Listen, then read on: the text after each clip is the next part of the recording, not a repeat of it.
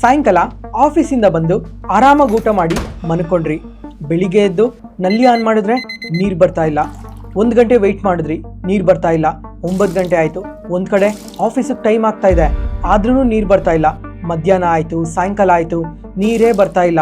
ಒಂದ್ಸಲ ಯೋಚನೆ ಮಾಡಿ, ಈ ಥರ ಆದರೆ ಹೇಗಿರುತ್ತೆ? ಯಾಕಂದ್ರೆ ಮುಂಬೈಯಲ್ಲಿ ಇದೇ ತರ ಇಶ್ಯೂಸ್ನ ಈಗ ಫೇಸ್ ಮಾಡ್ತಾ ಇದ್ದಾರೆ. इंडियन सिटीज का पानी खत्म हो रहा है. Mumbai may have just 40 days of water left. Yes, you heard that right. Next 5-10 years ಅಲ್ಲಿ ಪ್ರತಿಯೊಬ್ರು ಈ ತರ ಇಶ್ಯೂಸ್ನೆಲ್ಲ ಫೇಸ್ ಮಾಡ್ತಾನೆ ಇರ್ತೀವಿ. ಯಾಕಂದ್ರೆ ಪ್ರಪಂಚದಲ್ಲಿರೋ 18% ಪಾಪ್ಯುಲೇಷನ್ ನಮ್ಮ ಇಂಡಿಯಾದಲ್ಲೇ ಇದೆ. ಆದ್ರೆ 4% ಫ್ರೆಶ್ ವಾಟರ್ ಮಾತ್ರನೇ ಇರೋದು. ಈ ವಿಡಿಯೋದಲ್ಲಿ ಈ ವಾಟರ್ ಥೀಮ್ ಅಲ್ಲಿ ಯಾವ್ಯಾವ ಕಂಪನೀಸ್ ವರ್ಕ್ ಮಾಡ್ತಾ ಇದಾವೋ ಆ ಕಂಪನೀಸ್ಗಂತೂ ತುಂಬಾನೇ ಅಡ್ವಾಂಟೇಜ್ ಇರುತ್ತೆ. ಈ ವಿಡಿಯೋದಲ್ಲಿ ಈ ವಾಟರ್ ರಿಲೇಟೆಡ್ ಆಗಿ ಏನೇನು ಇಶ್ಯೂಸ್ ಇದೆ, ಅದಕ್ಕೆ ಗೌರ್ಮೆಂಟ್ ಯಾವ ತರ ವರ್ಕ್ ಮಾಡ್ತಾ ಇದ್ದಾರೆ, ಫ್ಯೂಚರ್ ಅಲ್ಲಿ ಈ ವಾಟರ್ ರಿಲೇಟೆಡ್ ಆಗಿ ಡಿಮ್ಯಾಂಡ್ ಎಷ್ಟು ಇನ್ಕ್ರೀಸ್ ಆಗೋ ಚಾನ್ಸಸ್ ಇದೆ, ಮತ್ತೆ ಈ ಸೆಗ್ಮೆಂಟ್ ಅಲ್ಲಿ ಯಾವ್ಯಾವ ಕಂಪನೀಸ್ ವರ್ಕ್ ಮಾಡ್ತಾ ಇದಾವೆ, ಏನೇನು ಬಿಸ್ನೆಸಸ್ ಮಾಡ್ತಾ ಇದಾವೆ ಅಂತ ಕಂಪ್ಲೀಟ್ ಡೀಟೇಲ್ ಆಗಿ ತಿಳ್ಕೊಳ್ಳೋಣ. ಅದಕ್ಕೋಸ್ಕರ ಈ ವಿಡಿಯೋನ ಕೊನೆ ತನಕ ನೋಡಿ. ತುಂಬಾನೇ ವ್ಯಾಲ್ಯೂಬಲ್ ಇನ್ಫಾರ್ಮೇಶನ್ ನ ಶೇರ್ ಮಾಡ್ತಾ ಇದ್ದೀನಿ. Hello friends, welcome to brothers finance and good evening. Present ಈಗ dream city of India, financial capital of India ಅಂತ ಕರೀತಾ ಇದ್ದ ಮುಂಬೈ ಪರಿಸ್ಥಿತಿ ಹೇಗಿದೆ ಗೊತ್ತಾ? ನೀರಿಗೋಸ್ಕರ ತುಂಬಾನೇ ಕಷ್ಟಪಡ್ತಾ ಇದ್ದಾರೆ. ನೆಕ್ಸ್ಟ್ 25 ದಿನಗಳಿಗೆ ಏನು ನೀರು ಬೇಕಿದೆಯೋ ಅಷ್ಟೇ ನೀರೇನೆ ಈಗ ಮುಂಬೈಯಲ್ಲಿ ಉಳಿದಿರೋದು. ಪ್ರೆಸೆಂಟ್ ಈಗ ಮಹಾರಾಷ್ಟ್ರ ಪಾಪ್ಯುಲೇಷನ್ ನೋಡಿದ್ರೆ 12 ಕೋಟಿ ಇದ್ದಾರೆ. ಅದರಲ್ಲಿ ಮುಂಬೈ ಸಿಟಿಯಲ್ಲೇನೆ 2 ಕೋಟಿಗಿನ್ನ ಜಾಸ್ತಿ ಜನ ವಾಸ ಮಾಡ್ತಾ ಇದ್ದಾರೆ. ಆದರೆ ಜನಗಳಿಗೆ ನೀರೇ ಇಲ್ಲ. ನೆಕ್ಸ್ಟ್ 25 ದಿನಗಳಿಗೆ ಏನು ನೀರು ಬೇಕಿದೆಯೋ ಅಷ್ಟೇ ನೀರೇ ಮುಂಬೈಯಲ್ಲಿ ಉಳಿದಿರೋದು. ಯಾಕಂದರೆ ಈ ಸೂಪರ್ ಎಲ್ನಿನೋ ಇಂದ, ಅದರಿಂದ ಈ ವರ್ಷ ಮುಂಬೈಯಲ್ಲಿ ಮಳೆನೇ ಆಗ್ತಾ ಇಲ್ಲ. ಅದಕ್ಕೋಸ್ಕರ ನೀರು ಇಷ್ಟು ತುಂಬಾನೇ ಕಮ್ಮಿ ಆಗಿರೋದು. ಈ ಸೂಪರ್ ಎಲ್ನಿನೋ ಬಗ್ಗೆ ಲಾಸ್ಟ್ ವಿಡಿಯೋದಲ್ಲೂ ಕೂಡ ಒಂದ್ಸಲ ಮೆನ್ಷನ್ ಮಾಡಿದ್ದೆ. ಈ ಸೂಪರ್ ಎಲ್ನಿನೋ ಇಂದ ಈ ವರ್ಷ ಯಾವ ಥರ ಇಂಪ್ಯಾಕ್ಟ್ ಇರುತ್ತೆ ಅಂತ.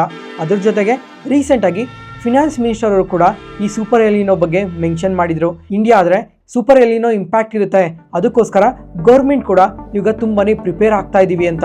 ಫ್ರೆಂಡ್ಸ್, ಈಗ ನೀವು ಕೇಳ್ಬೋದು ಗ್ರೌಂಡ್ ವಾಟರ್ನ ಯೂಸ್ ಮಾಡ್ಬೋದಲ್ವಾ ಅಂತ. ಗ್ರೌಂಡ್ ವಾಟರ್ನ ಆದರೆ ಮುಂಬೈಯಲ್ಲಿ ತುಂಬಾನೇ ಯೂಸ್ ಮಾಡಾಕಿದ್ದಾರೆ. ಬರೀ ಮುಂಬೈ ಅಂತಾನೆ ಅಲ್ಲ, ಇವಾಗ ಓವರ್ ಆಲ್ ಇಂಡಿಯಾದಲ್ಲಿ ನೋಡಿದ್ರೆ ಗ್ರೌಂಡ್ ವಾಟರ್ ಲೆವೆಲ್ಸ್ ಅನ್ನೋದು ತುಂಬಾನೇ ಕಮ್ಮಿ ಆಗಿದೆ. ಅದ್ರ ಜೊತೆಗೆ ಇನ್ನೊಂದು ಶಾಕಿಂಗ್ ಫ್ಯಾಕ್ಟ್ ಏನು ಅಂತ ಅಂದ್ರೆ, ಮುಂಬೈಯಲ್ಲಿ ತುಂಬಾನೇ ನದಿಗಳು, ಕೆರೆಗಳಿದಾವೆ. ಆ ನದಿ ಕೆರೆಗಳಲ್ಲಿ ನೋಡಿದ್ರೆ ವಾಟರ್ ಲೆವೆಲ್ಸ್ 9%ಗೆ ಬಂದಿದೆ. ಲಾಸ್ಟ್ 5-6 ಇಯರ್ಸ್ ಅಲ್ಲಿ ಈ ಲೆವೆಲ್ಸ್ಗೆ ಎಂದೂ ಬಂದಿರಲಿಲ್ಲ. ಫಸ್ಟ್ ಟೈಮ್ ಈ ತರ ವಾಟರ್ ಲೆವೆಲ್ಸ್ ತುಂಬಾನೇ ಕಮ್ಮಿ ಆಗಿದೆ. ಒಂದ್ ಕಡೆ ನದಿಗಳು, ಕೆರೆಗಳಲ್ಲಿ ವಾಟರ್ ಲೆವೆಲ್ ಕಮ್ಮಿ ಆಗಿದೆ, ಗ್ರೌಂಡ್ ವಾಟರ್ ಲೆವೆಲ್ಸ್ ಇನ್ನೂ ತುಂಬಾನೇ ಕಮ್ಮಿ ಆಗಿದೆ. ಅದರಿಂದ BMC ಮುಂಬೈಯಲ್ಲಿ ಮುನ್ಸಿಪಲ್ ಕಾರ್ಪೊರೇಷನ್ ಅವರು ಈಗ ಮನೆಗೆ ಏನು ನೀರು ಬರ್ತಾ ಇದಾವೋ ಅವನ್ನ ಈಗಾಗಲೇ 10% ಕಟ್ ಮಾಡಿದ್ದಾರೆ. ಮತ್ತೆ ಹೋಟೆಲ್ಸ್ಗೆ, ಇಂಡಸ್ಟ್ರೀಸ್ಗೆ ಏನು ನೀರು ಹೋಗ್ತಾ ಇದಾವೋ ಅವನ್ನ 20% ಕಟ್ ಮಾಡಿದ್ದಾರೆ. ಅದಾದ್ಮೇಲೆ ಈ ಕನ್ಸ್ಟ್ರಕ್ಷನ್ ಸೈಟ್ಸ್ ಇರುತ್ತಲ್ಲ, ಈ ಕನ್ಸ್ಟ್ರಕ್ಷನ್ ಸೈಟ್ಸ್ಗೆ, ಸ್ವಿಮ್ಮಿಂಗ್ ಪೂಲ್ಸ್ಗೆ ಆದರೆ ಕಂಪ್ಲೀಟ್ ಆಗಿ ವಾಟರ್ನೇ ಸ್ಟಾಪ್ ಮಾಡಾಕಿದ್ದಾರೆ. ಅದರಿಂದ ರೀಸೆಂಟ್ ಆಗಿ ನೋಡಿದ್ರೆ ಮುಂಬೈಗೆ ಸಂಬಂಧಪಟ್ಟಿರೋ ರಿಯಲ್ ಎಸ್ಟೇಟ್ ಕಂಪನೀಸ್ ಆದ್ರೆ ಕಂಪ್ಲೀಟ್ ಆಗಿ ಫಾಲ್ ಆಗಿದ್ವು. ಓಬ್ರಾಯ್ ರಿಯಾಲಿಟಿ, DLF, ಲೋಧಾ ಡೆವಲಪರ್ಸ್, ಈ ತರ ಹೇಳ್ತಾ ಹೋದ್ರೆ ಹಲವಾರು ಕಂಪನೀಸ್ ತುಂಬಾನೇ ನೆಗೆಟಿವ್ ಆಗಿ ರಿಯಾಕ್ಟ್ ಆಗಿದ್ವು. ಜೊತೆಗೆ ಈ ತರ ವಾಟರ್ ಶಾರ್ಟೇಜ್ ಮುಂಬೈಗೆ ಹೊಸದೇನಲ್ಲ. ತುಂಬಾ ವರ್ಷಗಳಿಂದ ಇದೇ ತರ ಇಶ್ಯೂಸ್ನ ಫೇಸ್ ಮಾಡ್ತಾನೆ ಬರ್ತಾ ಇದ್ದಾರೆ. ಮಳೆ ಯಾವ್ಯಾವ ವರ್ಷದಲ್ಲಿ ಕಮ್ಮಿ ಆಗ್ತಾ ಇತ್ತೋ ಆ ವರ್ಷದಲ್ಲೆಲ್ಲ ಇದೇ ತರ ಇಶ್ಯೂಸ್ನ ಫೇಸ್ ಮಾಡ್ತಾನೆ ಬರ್ತಾ ಇದ್ರು. 2019 ಅಲ್ಲಿ ಇದೇ ತರ ಇಶ್ಯೂಸ್ನ ಫೇಸ್ ಮಾಡಿದ್ರು. 2024 ಅಲ್ಲೂ ಕೂಡ ಈ ತರ ಇಶ್ಯೂಸ್ನೇ ಫೇಸ್ ಮಾಡಿದ್ರು. ಇದಕ್ಕೂ ಮುಂಚೆ ನೋಡಿದ್ರೆ 15-16 ಅಲ್ಲಿ ಇನ್ನ ತುಂಬಾನೇ ಜಾಸ್ತಿ ಇಂಪ್ಯಾಕ್ಟ್ ಆಗಿತ್ತು. ಮತ್ತೆ ಬಿಗ್ಗೆಸ್ಟ್ ವಾಟರ್ ಕ್ರೈಸಿಸ್ ಮುಂಬೈ ಯಾವಾಗ ನೋಡಿತ್ತು ಅಂದ್ರೆ 2007 ಮತ್ತೆ 8 ಅಲ್ಲಿ ಬಿಗ್ಗೆಸ್ಟ್ ವಾಟರ್ ಕ್ರೈಸಿಸ್ನ ನೋಡಿದ್ರು. ಅವಾಗಾದ್ರೆ ಈ ನದಿಗಳಲ್ಲಿ ಮತ್ತೆ ಕೆರೆಗಳಲ್ಲಿ ವಾಟರ್ ಲೆವೆಲ್ಸ್ 3%ಗೆ ಫಾಲ್ ಆಗಿತ್ತು. ಅದೇ ಬಿಗ್ಗೆಸ್ಟ್ ವಾಟರ್ ಕ್ರೈಸಿಸ್ ನೋಡಿದ್ದು. ಈಗ ಇಂಡಿಯಾದಲ್ಲಿ ಬರೀ ಮುಂಬೈ ಮಾತ್ರನೇ ಈ ತರ ವಾಟರ್ ಇಶ್ಯೂಸ್ನ ಫೇಸ್ ಮಾಡ್ತಾ ಇದೆಯಾ ಅಂದ್ರೆ ಅದು ಸುಳ್ಳು. ಓವರ್ ಆಲ್ ತುಂಬಾನೇ ಸ್ಟೇಟ್ಸ್ ಎಲ್ಲ ಇದೇ ತರ ಇಶ್ಯೂಸ್ನ ಫೇಸ್ ಮಾಡ್ತಾನೆ ಇದ್ದಾರೆ. ರೀಸೆಂಟ್ ಆಗಿ ನೆನಪಿದ್ಯಾ, 2024 ಅಲ್ಲಿ ಬೆಂಗಳೂರಲ್ಲೂ ಕೂಡ ವಾಟರ್ ಕ್ರೈಸಿಸ್ನ ನೋಡಿದ್ವಿ. 2023 ಅಲ್ಲಿ ಪಂಜಾಬಲ್ಲೂ ಕೂಡ ವಾಟರ್ ಕ್ರೈಸಿಸ್ ಬಂದಿತ್ತು. ಪಂಜಾಬಲ್ಲಿ 5 ನದಿಗಳಿದಾವೆ, ಆದ್ರೂ ಸಮೇತ ವಾಟರ್ ಕ್ರೈಸಿಸ್ನ ನೋಡಿದ್ದಾರೆ. ಅದಾದ್ಮೇಲೆ AP ವಾಟರ್ ಕ್ರೈಸಿಸ್ ಬಂದಿತ್ತು. ಚೆನ್ನೈಯಲ್ಲಿ 2019 ಅಲ್ಲಿ ವಾಟರ್ ಕ್ರೈಸಿಸ್ ನೋಡಿದ್ರು. ಡೆಲ್ಲಿಯಲ್ಲಿ ವಾಟರ್ ಕ್ರೈಸಿಸ್ ನೋಡಿದ್ದಾರೆ. ಈ ತರ ಹೇಳ್ತಾ ಹೋದ್ರೆ ಹಲವಾರು ಸ್ಟೇಟ್ಸ್ ಅಲ್ಲಿ ಒಂದಲ್ಲ ಒಂದು ಟೈಮಲ್ಲಿ ವಾಟರ್ ಕ್ರೈಸಿಸ್ನ ನೋಡ್ತಾನೆ ಬರ್ತಾ ಇದ್ದಾರೆ. ಫ್ರೆಂಡ್ಸ್, ಈಗ ನೀವು ಕೇಳ್ಬೋದು ಇಷ್ಟೆಲ್ಲ ವಾಟರ್ ಕ್ರೈಸಿಸ್ ಇದ್ರೂ ಸಹ ಗೌರ್ಮೆಂಟ್ ಯಾವುದೇ ತರ ಸ್ಟೆಪ್ಸ್ ನ ತಗೊಂತಾ ಇಲ್ವಾ ಅಂತ. ಗೌರ್ಮೆಂಟ್ ಆದ್ರೆ ತುಂಬಾನೇ ಸ್ಟೆಪ್ಸ್ ನ ತಗೊಂತಾ ಇದ್ದಾರೆ, ತುಂಬಾ ಸ್ಕೀಮ್ಸ್ ನ ಲಾಂಚ್ ಮಾಡಿದ್ದಾರೆ, ಸಬ್ಸಿಡೀಸ್ ನ ಲಾಂಚ್ ಮಾಡಿದ್ದಾರೆ. ಆದ್ರೂ ಸಹ ಮಳೆ ಬರ್ದಿದ್ದ ಟೈಮಲ್ಲೆಲ್ಲ ಈ ತರ ಇಶ್ಯೂಸ್ ಫೇಸ್ ಮಾಡ್ತಾನೆ ಇದೀವಿ. ಗೌರ್ಮೆಂಟ್ ಆದ್ರೆ 2019 ಅಲ್ಲಿ ಜಲ್ ಜೀವನ್ ಮಿಷನ್ ನ ಲಾಂಚ್ ಮಾಡಿದ್ರು, ಪ್ರತಿ ಮನೆಗೂ ಕುಡಿಯೋ ನೀರು ಬರ್ಲಿ ಅಂತ. ಅದಾದ್ಮೇಲೆ ಪ್ರೆಸೆಂಟ್ ಈಗ ಜಲ್ ಜೀವನ್ ಮಿಷನ್ 2.0 ನಡೀತಾ ಇದೆ. ಇದುವರೆಗೂ 20 ಕೋಟಿ ಮನೆಗಳಿಗೆ ನೀರಿನ ವ್ಯವಸ್ಥೆ ಮಾಡಿದ್ದಾರೆ. ಪ್ರೆಸೆಂಟ್ ಈಗ ಕರ್ನಾಟಕದಲ್ಲಿ ಮನೆ ಮನೆ ಗಂಗೆ ನೋಡ್ತಾ ಇದೀರಲ್ವಾ, ಈ ಸ್ಕೀಮ್ ಕೂಡ ಈ ಜಲ್ ಜೀವನ್ ಮಿಷನ್ 2.0 ಅಂಡರ್ ಅಲ್ಲೇನೆ ಬರುತ್ತೆ.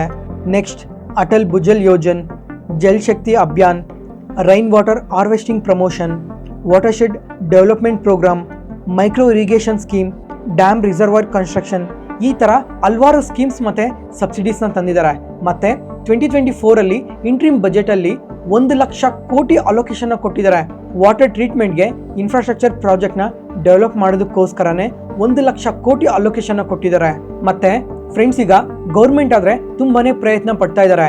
ನೋಡೋಣ ಕಮಿಂಗ್ ಟೈಮಲ್ಲೂ ಕೂಡ ಇನ್ನ ಯಾವ್ದಾದ್ರು ಹೊಸ ಸ್ಕೀಮ್ಸ್ ನ ಅನೌನ್ಸ್ ಮಾಡ್ತಾರಾ, ಹೊಸ ಸಬ್ಸಿಡೀಸ್ ನ ಏನಾದ್ರು ಅನೌನ್ಸ್ ಮಾಡ್ತಾರ ಅಂತ.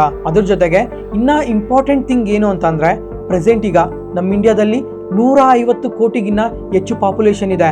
ಆದ್ರೆ ಫ್ರೆಶ್ ವಾಟರ್ ಮಾತ್ರ 4% ಇರೋದು. ಮತ್ತೆ ರೀಸೆಂಟ್ ಆಗಿ ನೋಡಿದ್ರೆ ನಮ್ಮ ಇಂಡಿಯಾ ಮ್ಯಾನುಫ್ಯಾಕ್ಚರಿಂಗ್ ಹಬ್ ಆಗೋದಕ್ಕೆ ತುಂಬಾನೇ ಪ್ರಯತ್ನ ಪಡ್ತಾ ಇದೆ. ಮ್ಯಾನುಫ್ಯಾಕ್ಚರಿಂಗ್ ಹಬ್ ಆಗಬೇಕು ಅಂತಂದ್ರೆ ಅದಕ್ಕೆ ನೀರು ಕೂಡ ತುಂಬಾನೇ ಬೇಕಾಗಿರುತ್ತೆ. ಮತ್ತೆ ರೀಸೆಂಟ್ ಆಗಿ ನೋಡಿದ್ರೆ ಇಂಡಿಯಾದಲ್ಲಿ ಈ ಸೆಮಿ ಕಂಡಕ್ಟರ್ ಮ್ಯಾನುಫ್ಯಾಕ್ಚರಿಂಗ್ ರಿಲೇಟೆಡ್ ಆಗಿ ತುಂಬಾನೇ ಕಂಪನೀಸ್ ಎಲ್ಲ ವರ್ಕ್ ಮಾಡ್ತಾ ಇದಾವಲ್ಲ. ಈ ಸೆಮಿ ಕಂಡಕ್ಟರ್ಸ್ ನ ಮ್ಯಾನುಫ್ಯಾಕ್ಚರ್ ಮಾಡಬೇಕು ಅಂದ್ರೆ ಹೈ ಪ್ಯೂರಿಟಿ ವಾಟರ್ ಬೇಕು. ಅಂದ್ರೆ ಈಗ ನಾವು ಕುಡಿಯೋ ನೀರೇನೆ ಸ್ವಲ್ಪ ಪ್ಯೂರ್ ವಾಟರ್ನ ಕುಡಿತೀವಿ, ಆದ್ರೆ ಈ ಸೆಮಿ ಕಂಡಕ್ಟರ್ಗೋಸ್ಕರ ಅಲ್ಟ್ರಾ ಪ್ಯೂರ್ ವಾಟರ್ ಬೇಕಾಗಿರುತ್ತೆ. ಒಂದು ಸಿಂಪಲ್ ಎಕ್ಸಾಂಪಲ್ ಕೊಡ್ತೀನಿ ನೋಡಿ. ಈಗ ಎಲ್ಲರ ಮನೆಯಲ್ಲೂ ಫಿಲ್ಟರ್ಸ್ ಇರುತ್ತೆ. ಆ ಫಿಲ್ಟರ್ಸ್ ಅಲ್ಲಿ 3 ಲೀಟರ್ ನೀರು ಹಾಕಿದ್ರೆ 1 ಲೀಟರ್ ಕುಡಿಯೋ ನೀರು ಬರುತ್ತೆ. ಅಂಥದ್ರಲ್ಲಿ ಈ ಸೆಮಿ ಕಂಡಕ್ಟರ್ಸ್ ನ ಮ್ಯಾನುಫ್ಯಾಕ್ಚರ್ ಮಾಡಬೇಕು ಅಂದ್ರೆ ಅಲ್ಟ್ರಾ ಪ್ಯೂರ್ ವಾಟರ್ ಬೇಕಾಗಿರುತ್ತೆ. ಒಂದು 10 ಲೀಟರ್ ಪ್ಯೂರಿಫೈ ಮಾಡಿದ್ರೆ ಅದರಲ್ಲಿ 1 ಲೀಟರ್ ಬರೋ ಚಾನ್ಸಸ್ ಕೂಡ ತುಂಬಾನೇ ಕಮ್ಮಿ ಇರುತ್ತೆ. ಅದಾದ್ಮೇಲೆ ಈ ರೀಸೆಂಟ್ ಟೈಮಲ್ಲಿ ನೋಡಿದ್ರೆ ಪ್ರಪಂಚದಾದ್ಯಂತ ಡೇಟಾ ಸೆಂಟರ್ಸ್ ರಿಲೇಟೆಡ್ ಆಗಿ ತುಂಬಾನೇ ವರ್ಕ್ ಮಾಡ್ತಾ ಇದ್ದಾರೆ. ಅದ್ರಲ್ಲೂ ರೀಸೆಂಟ್ ಆಗಿ ನೋಡಿದ್ರೆ ನಮ್ಮ ಇಂಡಿಯಾದಲ್ಲಿ ಡೇಟಾ ಸೆಂಟರ್ಸ್ ರಿಲೇಟೆಡ್ ಆಗಿ ತುಂಬಾನೇ ಇನ್ವೆಸ್ಟ್ಮೆಂಟ್ಸ್ ಬಂದಿದ್ದಾವೆ. ರೀಸೆಂಟ್ ಆಗಿ ಆಂಧ್ರ ಪ್ರದೇಶಲ್ಲಿ ನೋಡಿದ್ರೆ ತುಂಬಾ ಡೇಟಾ ಸೆಂಟರ್ಸ್ ಬಿಲ್ಟ್ ಮಾಡ್ತಾ ಇದ್ದಾರೆ. ಗೂಗಲ್ ಅವ್ರು ಬಿಲ್ಟ್ ಮಾಡ್ತಾ ಇದ್ದಾರೆ, ಅದಾನಿ ಅವ್ರು ಬಿಲ್ಟ್ ಮಾಡ್ತಾ ಇದ್ದಾರೆ, ರಿಲಯನ್ಸ್ ಅವ್ರು ಬಿಲ್ಟ್ ಮಾಡ್ತಾ ಇದ್ದಾರೆ. ನಮ್ಮ ಕರ್ನಾಟಕದಲ್ಲಿ ನೋಡಿದ್ರು 2 ಡೇಟಾ ಸೆಂಟರ್ಸ್ ಇದಾವೆ. ಆದ್ರೆ ನಮ್ಮ ಕರ್ನಾಟಕದಲ್ಲಿ ಸ್ವಲ್ಪ ಚಿಕ್ಕ ಡೇಟಾ ಸೆಂಟರ್ಸ್ ಇರೋದು. ಆದ್ರೆ ಆಂಧ್ರದಲ್ಲಿ ಮಾತ್ರ ಏಷ್ಯಾಗೆ ಬಿಗ್ಗೆಸ್ಟ್ ಡೇಟಾ ಸೆಂಟರ್ನ ಗೂಗಲ್ ಅವರು ಬಿಲ್ಟ್ ಮಾಡ್ತಾ ಇದ್ದಾರೆ. ಈ ಡೇಟಾ ಸೆಂಟರ್ಸ್ಗೋಸ್ಕರ ತುಂಬಾನೇ ಜಾಸ್ತಿ ನೀರು ಬೇಕಾಗಿರುತ್ತೆ. ಅದ್ರ ಜೊತೆಗೆ ಥರ್ಮಲ್ ಪ್ಲಾಂಟ್ಸ್, ನ್ಯೂಕ್ಲಿಯರ್ ಪ್ಲಾಂಟ್ಸ್ಗೆ ಇನ್ನ ಸ್ವಲ್ಪ ಜಾಸ್ತಿನೇ ನೀರು ಬೇಕಾಗಿರುತ್ತೆ. ಮತ್ತೆ ಪ್ರೆಸೆಂಟ್ ಇವಾಗ ನೋಡಿದ್ರೆ ಈ ಟೆಕ್ಸ್ಟೈಲ್ ಕಂಪನೀಸ್, ಫಾರ್ಮಾ ಕಂಪನೀಸ್, ಬೇರೆ ಬೇರೆ ಇಂಡಸ್ಟ್ರೀಸ್ ಎಲ್ಲ ಈ ನೀರನ್ನ ತುಂಬಾನೇ ಜಾಸ್ತಿ ಬಳಸ್ತಾರೆ. ಮತ್ತೆ ಈ ವರ್ಲ್ಡ್ ಬ್ಯಾಂಕ್ ಏನ್ ಹೇಳ್ತಾ ಇದ್ದಾರೆ ಅಂತಂದ್ರೆ, ಈ 2030ಗೆಲ್ಲ ಈ ಫ್ರೆಶ್ ವಾಟರ್ ಡಿಮ್ಯಾಂಡ್ ಆದ್ರೆ 40%ಗೆ ಇನ್ಕ್ರೀಸ್ ಆಗುತ್ತೆ ಅಂತ ತುಂಬಾನೇ ಸ್ಟೇಟ್ಮೆಂಟ್ಸ್ ಮಾಡ್ತಾ ಇದ್ದಾರೆ.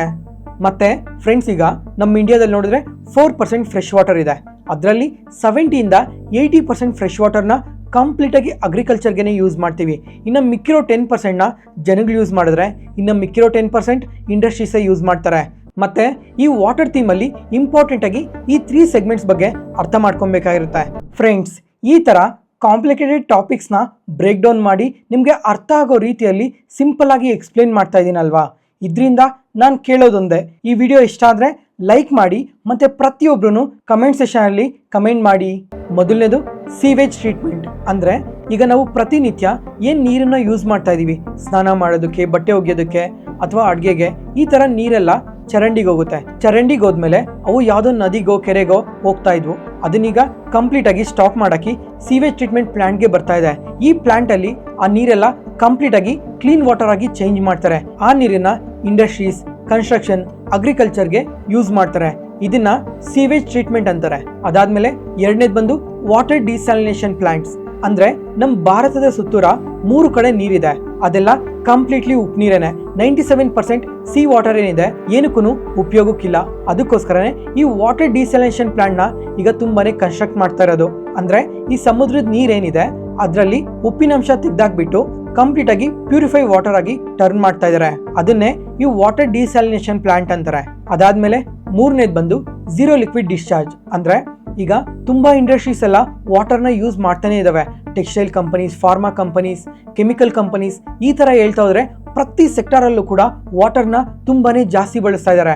ಆ ಇಂಡಸ್ಟ್ರೀಸ್ ಇಂದ ಆ ನೀರು ಏನು ಹೊರಗಡೆಗೆ ಬರ್ತಾ ಇದೆ ಅದನ್ನ ಕಂಪ್ಲೀಟ್ ಆಗಿ ಪ್ಯೂರಿಫೈ ಮಾಡಿ ಅದನ್ನ ಫ್ರೆಶ್ ವಾಟರ್ ಆಗಿ ಟರ್ನ್ ಮಾಡ್ತಾ ಇದ್ದಾರೆ. ಇದನ್ನೇ ಝೀರೋ ಲಿಕ್ವಿಡ್ ಡಿಸ್ಚಾರ್ಜ್ ಅನ್ನೋದು. ನೆಕ್ಸ್ಟ್ ಈಗ ಈ ವಾಟರ್ ಥೀಮಲ್ಲಿ ಯಾವ್ಯಾವ ಕಂಪನೀಸ್ ವರ್ಕ್ ಮಾಡ್ತಾ ಇದಾವೆ ಅಂತ ತಿಳ್ಕೊಳ್ಳೋದು ತುಂಬಾನೇ ಇಂಪಾರ್ಟೆಂಟ್ ಆಗಿರುತ್ತೆ. ಮೊದಲನೇದಾಗಿ ವಾಟೆಕ್ವೋಬಾಗ್. ಈ ಕಂಪನಿ ಬಗ್ಗೆ ನಮ್ಮ ಮಾರ್ಕೆಟ್ ನ್ಯೂಸ್ ಅನಾಲಿಸಿಸ್ ವಿಡಿಯೋದಲ್ಲೇ ತುಂಬಾ ಸಲ ಮೆನ್ಷನ್ ಮಾಡಿದ್ದೆ. ಇವರಾದ್ರೆ ಈ ವಾಟರ್ ಸೆಗ್ಮೆಂಟ್ ಅಲ್ಲಿ 100+ ಇಯರ್ಸ್ ಎಕ್ಸ್ಪೀರಿಯನ್ಸ್ ಇದೆ. ಮತ್ತೆ ಸುಮಾರು 25 ಕಂಟ್ರೀಸ್ ಅಲ್ಲಿ ವರ್ಕ್ ಮಾಡ್ತಾ ಇದ್ದಾರೆ. ಇದುವರೆಗೂ 6,500 ಪ್ರಾಜೆಕ್ಟ್ಸ್ ನ ಕಂಪ್ಲೀಟ್ ಮಾಡಿದ್ದಾರೆ. ಇವರಾದ್ರೆ ಈ sewage treatment plant, waste water treatment, desalination plant, industrial water treatment, water recycling, ಈ ಎಲ್ಲಾ ಪ್ಲಾಂಟ್ಸ್ ಲೇಡ್ ಆಗಿ design, installation, construction, operation and maintenance ಲೇಡ್ ಆಗಿ ತುಂಬಾನೇ ವರ್ಕ್ ಮಾಡ್ತಾ ಇದ್ದಾರೆ. ಮತ್ತೆ ಫ್ರೆಂಡ್ಸ್, ಈಗ ಈ ವಿಡಿಯೋ ನೋಡೋ ಅಷ್ಟೊತ್ತಿಗೆ ಈ ಕಂಪನಿ ಆದ್ರೆ ರೀಸೆಂಟ್ ಆಗಿ ತುಂಬಾನೇ ಪಾಸಿಟಿವ್ ಆಗಿ ಗ್ರೋ ಆಗಿರ್ಬೋದು. ಆದ್ರೆ ಈ ವಾಟರ್ ಸೆಗ್ಮೆಂಟ್ ಏನಿದೆ ಫ್ಯೂಚರ್ ಅಲ್ಲಿ ಇನ್ನ ಹೈ ಡಿಮ್ಯಾಂಡ್ ಇರೋ ಸೆಕ್ಟಾರ್ ಇದು. ಯಾಕಂದ್ರೆ ನೆಕ್ಸ್ಟ್ 5-10 ಇಯರ್ಸ್ ಒಳಗಡೆ ಪ್ರತಿ ಒಂದು ಸ್ಟೇಟ್ ಅಲ್ಲೂ ಕೂಡ ಈ ವಾಟರ್ ರಿಲೇಟೆಡ್ ಆಗಿ ಈ ತರ ಸ್ಕೇರ್ಸಿಟಿನ ನೋಡ್ತಾನೆ ಇರ್ತೀವಿ.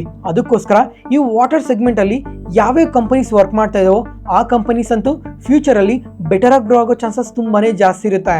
ಮತ್ತೆ ಈ ವಾಟರ್ ಇಶ್ಯೂಸ್ ಏನಿದಾವೆ ಇದು ಬರೀ ನಮ್ಮ ಇಂಡಿಯಾಗೆ ಮಾತ್ರನೇ ಅಲ್ಲ, ಪ್ರಪಂಚದಾದ್ಯಂತ ತುಂಬಾನೇ ಕಂಟ್ರೀಸ್ ಅಲ್ಲಿ ಇದೇ ತರ ವಾಟರ್ ಇಶ್ಯೂಸ್ ನ ಫೇಸ್ ಮಾಡ್ತಾನೆ ಬರ್ತಾ ಇದ್ದಾರೆ. ಅದರಲ್ಲಿ ಮೊದಲನೇದಾಗಿ ಚೈನಾ ಪಾಪ್ಯುಲೇಷನ್ ಎಷ್ಟಿದೆ ಅಂತ ಎಲ್ಲಾರ್ಗು ಗೊತ್ತಾ ಇದೆ. ಅದ್ರ ಜೊತೆಗೆ ಮ್ಯಾನುಫ್ಯಾಕ್ಚರಿಂಗ್ ರಿಲೇಟೆಡ್ ಆಗು ಕೂಡ ತುಂಬಾನೇ ವರ್ಕ್ ಮಾಡ್ತಾ ಇರೋ ಕಾರಣದಿಂದ ವಾಟರ್ ರಿಲೇಟೆಡ್ ಆಗಿ ಸ್ಕೇರ್ಸಿಟೀಸ್ ನ ತುಂಬಾನೇ ಫೇಸ್ ಮಾಡ್ತಾನೆ ಇದ್ದಾರೆ. ಅದಾದ್ಮೇಲೆ ಕೆನಡಾ ಮತ್ತೆ ಮಿಡಲ್ ಈಸ್ಟರ್ನ್ ಕಂಟ್ರೀಸ್ ಆದ್ರೆ ಈ ವಾಟರ್ ರಿಲೇಟೆಡ್ ಆಗಿ ತುಂಬಾನೇ ಇಶ್ಯೂಸ್ ನ ಫೇಸ್ ಮಾಡ್ತಾನೆ ಬರ್ತಾ ಇದ್ದಾರೆ. ಜೊತೆಗೆ ಈ ವಾಟೆಕ್ವೋಬಾಗ್ ಕಂಪನಿ ಏನಿದೆ ಈ ಮಿಡಲ್ ಈಸ್ಟರ್ನ್ ಕಂಟ್ರೀಸ್ ಅಲ್ಲಿ ಕೂಡ ತುಂಬಾನೇ ಫೆಸಿಲಿಟೀಸ್ ನ ಸೆಟಪ್ ಮಾಡಿದ್ದಾರೆ ಈಗಾಗಲೇ. ಅದನ್ನೆಲ್ಲ ಮಾರ್ಕೆಟ್ ನ್ಯೂಸ್ ಅಲ್ಲಿ ತುಂಬಾ ಸಲನೇ ಮೆನ್ಷನ್ ಮಾಡಿದ್ದೆ. ಅದಾದ್ಮೇಲೆ ಎರಡನೇ ಕಂಪನಿ ಬಂದು ಅಯಾನ್ ಎಕ್ಸ್ಚೇಂಜ್. ಇವರಾದ್ರೆ ಈ water purification, industrial waste water treatment, desalination, water recycling ಈ ತರ ವಾಟರ್ ರಿಲೇಟೆಡ್ ಆಗಿ ಎಂಡ್ ಟು ಎಂಡ್ ಸರ್ವಿಸಸ್ ನ ಪ್ರೊವೈಡ್ ಮಾಡ್ತಾರೆ. ನೆಕ್ಸ್ಟ್ ಅದಾದ್ಮೇಲೆ ಮೂರನೇ ಕಂಪನಿ ಬಂದು EMS ಲಿಮಿಟೆಡ್. ಇವರಾದ್ರೆ sewage projects, water pipelines, sewage treatment plant related ಆಗಿ ತುಂಬಾನೇ ವರ್ಕ್ ಮಾಡ್ತಾರೆ. ಫ್ರೆಂಡ್ಸ್, ಈಗ ಈ ವಾಟರ್ ಸೆಗ್ಮೆಂಟ್ ಅಲ್ಲಿ ಬರೀ ಈ 3 ಕಂಪನೀಸ್ ಮಾತ್ರನೇ ವರ್ಕ್ ಮಾಡ್ತಾ ಇಲ್ಲ. Thermax, Denta water and infra solution, L&T, Praj industries, enviro infra energies ಈ ತರ ಹೇಳ್ತಾ ಹೋದ್ರೆ ಹಲವಾರು ಕಂಪನೀಸ್ ಇದಾವೆ. ಅದಕ್ಕೋಸ್ಕರ ನೆಕ್ಸ್ಟ್ ಪಾರ್ಟ್ ಅಲ್ಲಿ ಈ ಕಂಪನೀಸ್ ಎಲ್ಲ ಏನ್ ಬಿಸ್ನೆಸ್ ಮಾಡ್ತಾರೆ, ಯಾವ್ಯಾವ ಕಂಪನೀಸ್ಗೆ ಎಷ್ಟು ಆರ್ಡರ್ ಬುಕ್ ಇದೆ, ಈ ವಾಟರ್ ಸೆಗ್ಮೆಂಟ್ ಇಂದಾನೆ ಯಾವ್ಯಾವ ಕಂಪನೀಸ್ ಎಷ್ಟೆಷ್ಟು ರೆವೆನ್ಯೂಸ್ ನ ಜನರೇಟ್ ಮಾಡ್ತಾ ಇದಾರೆ, ಕಮಿಂಗ್ ಟೈಮ್ ಅಲ್ಲಿ ಗ್ರೋ ಆಗೋಂಗಿದ್ರೆ ಯಾವ ಕಂಪನೀಸ್ ಬೆಟರ್ ಆಗಿ ಗ್ರೋ ಆಗೋ ಚಾನ್ಸಸ್ ಇದಾವೆ ಅಂತ ಒಂದಿಷ್ಟು ಡೀಟೇಲ್ ಆಗಿ ಸಪರೇಟ್ ವಿಡಿಯೋನೇ ಮಾಡ್ತೀನಿ. ಅದಕ್ಕೋಸ್ಕರ ಇಂಟ್ರೆಸ್ಟ್ ಇರೋರು ಕಮೆಂಟ್ ಸೆಕ್ಷನ್ ಅಲ್ಲಿ ಪಾರ್ಟ್ 2 ಅಂತ ಕಮೆಂಟ್ ಮಾಡಿ.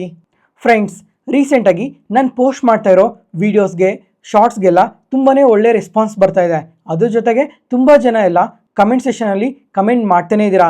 ಕಮೆಂಟ್ ಮಾಡಿರೋ ಪ್ರತಿಯೊಬ್ಬರಿಗೂ ತುಂಬಾನೇ ಧನ್ಯವಾದಗಳು. ಕಮಿಂಗ್ ಟೈಮಲ್ಲೂ ಇದೇ ಥರ ಇನ್ನೂ ಹಲವಾರು ವಿಡಿಯೋಸ್ ಬರುತ್ತೆ. ನಿಮ್ಮ ಸಪೋರ್ಟ್ ಇದೇ ಥರ ಇರುತ್ತೆ ಅಂತ ಆಶಿಸ್ತಾ ಇದ್ದೀನಿ. Thank you.